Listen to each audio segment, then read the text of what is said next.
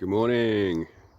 Around about 8 o'clock on 3rd of October, and come down to my favourite skywatching location, which is bottom of the car park field at Lavels. And as you can see, I'm looking out over Lee Farm, landfill behind, over my shoulder there to Lodgewood and beyond.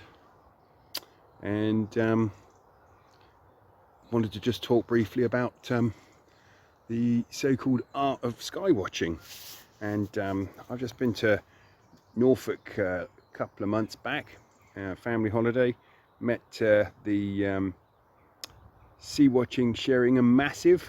Shout out to you guys, thanks for all your good company and guidance, much appreciated. And skywatching here in inland Berkshire's not so dissimilar.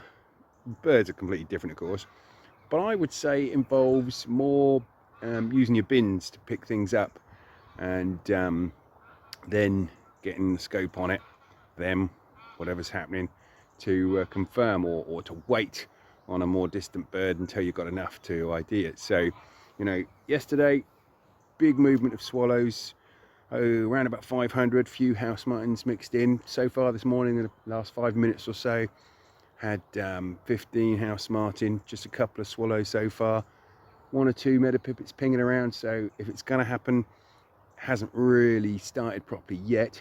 It's very still after yesterday's deluge, and we'll see what happens. I'm quite optimistic. It's pretty still. They say it's going to get blowy as it clears up later, so while it's still, all ears for finches, etc. I'll keep you posted.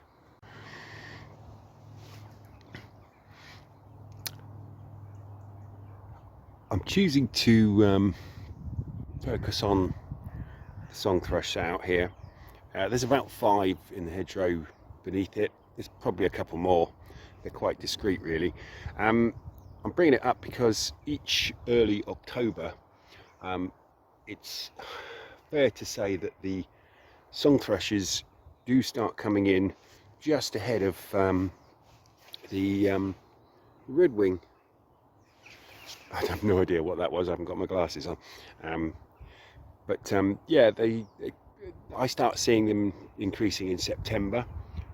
Maybe they're not increasing. Maybe they're just, you know, gathering around where the hawthorn berries are. But it feels like they're new birds in the area. So love to hear any other people's thoughts on, are these migrating in from Scandinavia early ahead of the redwing, or are they more likely to come together? Don't know. But they're out there, and it's just interesting to me. I look at it as evidence of migration, but maybe I'm mistaken. So, just for the sake of keeping the record, it is the 3rd of October. This is very much the latest ever ring plover here, best of our knowledge. Leave him alone. He's made him fly. So, flushed by lapwing, it's back in the usual spot. Water's up another 2 or 3 inches, but you know, there's obviously plenty for it to forage around still. So yeah, like I said, latest ever ring plover as far as we're aware.